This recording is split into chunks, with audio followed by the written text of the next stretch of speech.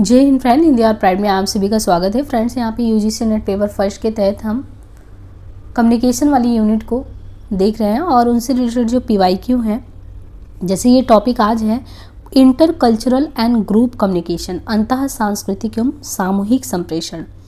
तो देखिए, पहला क्वेश्चन इसमें दिया गया कि given below are two statement. First says that assertion में कि कक्षा में सभी विद्यार्थियों की सक्रिय सहभागिता अध्यापक के संप्रेषण कौशल का सूचक है। Active participation of all student in a classroom is an indicator of the teachers communication skill. कक्षा में सभी विद्यार्थियों की सक्रिय सहभागिता अध्यापक के संप्रेषण कौशल का सूचक है। दूसरा, अध्यापकों को अनुदेशों के स्थान पर कक्षा प्रबंधन जैसे अनुशासन संबंधी विषय पर फोकस करना चाहिए। In light of the above statement choose the correct answer from the options given below. तो यहाँ पे देखिए, जो कक्षा में शिक्षा की सक्रिय अधिगम प्रक्रिया में सभी विद्यार्थियों को भागीदारी लेना चाहिए और एक शिक्षक अपने संप्रेषण कौशल से विद्यार्थियों को सक्रिय भागीदार बना सकता है, जैसे सवाल जवाब प्रक्रिया द्वारा। तो शिक्षक एक मार्गदर्शक या एक उपदेशक होता है जो विद्यार्थियों को सही मार्गदर्शन देता है और उन्हें उत्साहित करता है। शिक्षक शिक्षण अधिगम प्रक्रिया में केंद्रित रहता है, जिसमें कक्षा प्रबंधन भी जुड़ा होता है। केवल कक्षा प्रबंधन पर ही केंद्रित रहने की जरूरत नहीं है।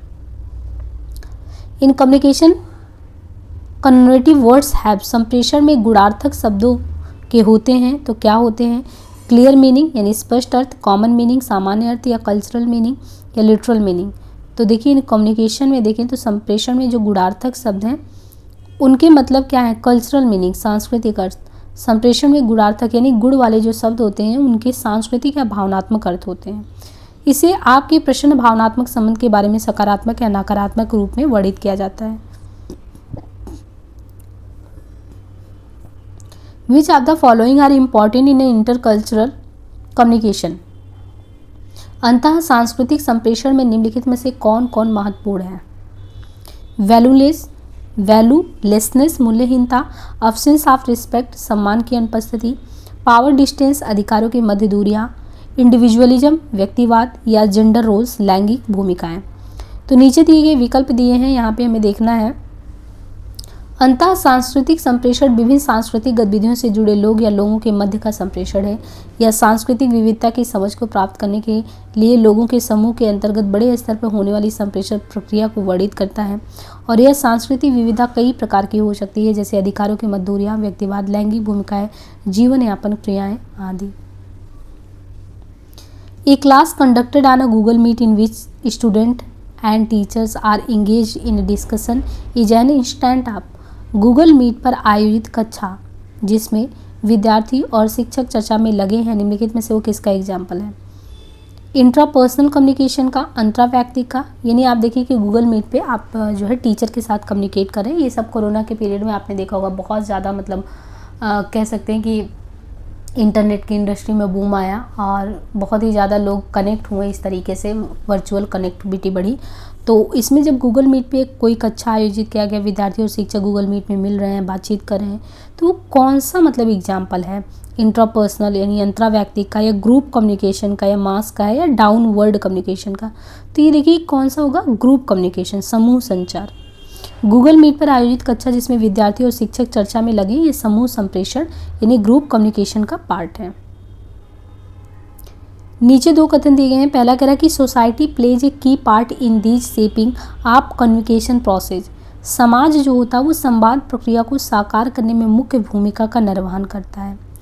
ठीक है, समाज के बारे में। दूसरा कह रहा है कि communication is a concern with the production, distribution and formation of public knowledge in society. संवाद जो बातचीत होता है वो समाज में नागरिक ज्ञान निर्माण के उत्पादन एवं वितरण से सीधा जुड़ा होता है। अब दोनों में से हमें सही उत्तर का चयन करना है। तो देखिए, समाज जो है ये संवाद प्रक्रिया को साकार करने में मुख्य भूमिका का निर्वहन करता है, तथा संवाद जो है ये समाज में नागरिक ज्ञान निर्माण के उत्पादन एवं वितरण से सीधा जुड़ा होता है। दोनों ही कथन सही है। पहला कथन करें कि निम्नलिखित में से कौन से प्रभावी अंतः सांस्कृतिक संप्रेषण में योगदान करते हैं?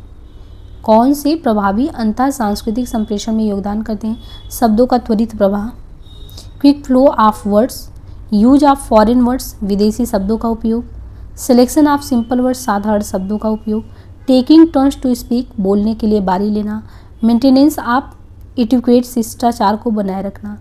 तो यहाँ पे देखिए केवल सी, डी और ई ऑप्शन अगर देखें तो अंतः सांस्कृतिक संप्रेषण विभिन्न संस्कृतियों और सामाजिक समूहों में संप्रेषण का अध्ययन करता है। यह संप्रेषण की उन परिस्थितियों का भी अध्ययन करता है जिसके अंतर्गत विभिन्न सांस्कृतिक पृष्ठभूमि के लोग आपस में बातचीत करते हैं। प्रभावी अंतः सांस्कृतिक संप्रेषण में उपरोक्त तत्व योगदान करते हैं। Given below are two statement, पहला कौन सा कह रहा है यहाँ पे कि ए सोसाइटी, ये जो सोसाइटी है वो क्या जनरेट करती है, commonability through its language, customs, history and geography. एक समाज उन साधारण को उनकी भाषा, रिवाज, इतिहास तथा भूगोलों द्वारा एकत्र करता है। दूसरा कह रहा है, दूसरा है कि a society's unity through community a facilitated by its communication system and culture.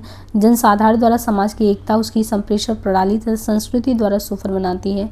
तो इनमें से कौन सा सही होगा, तो अभिकथन और तर्क दोनों ही सही है। समाज एक शब्द है जो मनुष्यों और लोगों के साथ होने को वर्णित करता है और उनको आपस में संबंधों के माध्यम से जोड़े रखता है। विभिन्न समुदाय जो भाषा, रिवाज, इतिहास और भूगोल द्वारा समाज में एकत्रित हैं क्योंकि इनकी एकता उनकी संप्रेषण प्रणाली और उनकी संस्कृति द्वारा सुविधाजनक हुई है।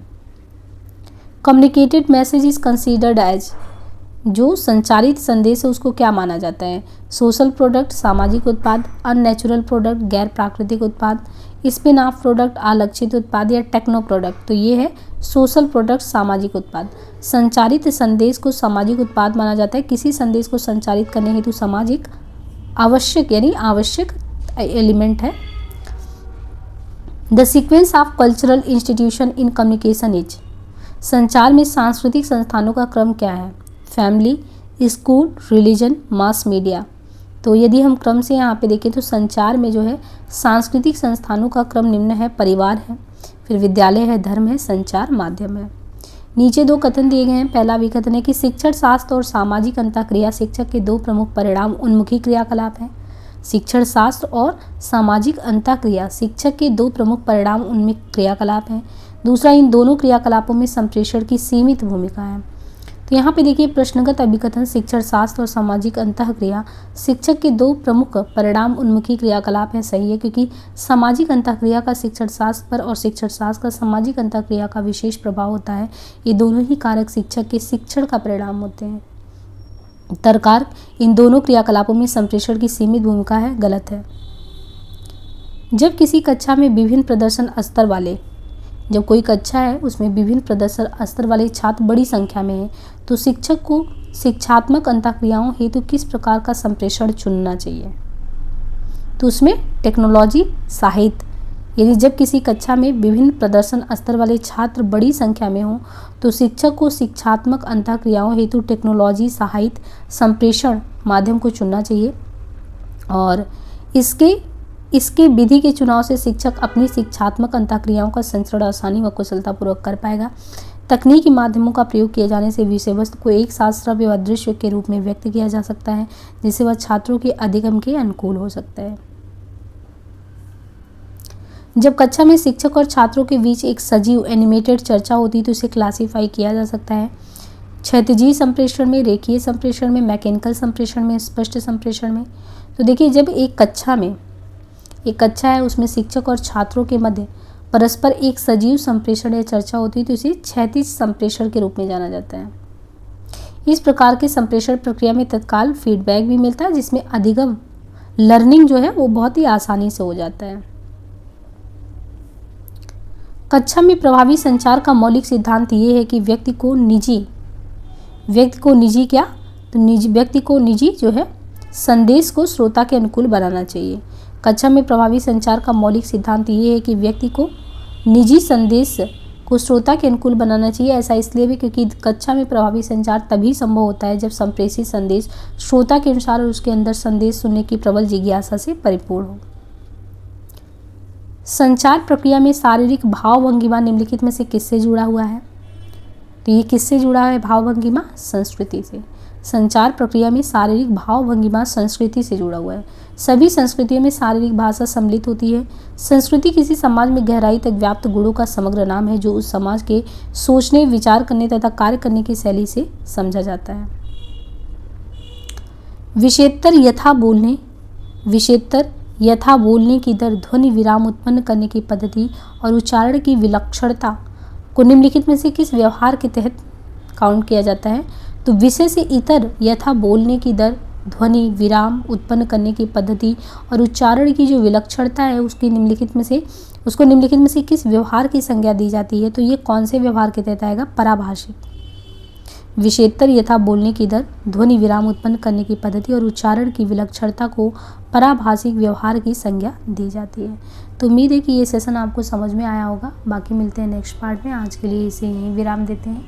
डिस्क्रिप्शन में आपको लिंक दिया जाएगा टेलीग्राम का, वहाँ से कनेक्ट होकर बराबर अपडेट से बने रहें। और प्लीज़ फ्रेंड्स अपना सपोर्ट चैनल को ज़रूर दें। आज के लिए इतना ही, धन्यवाद।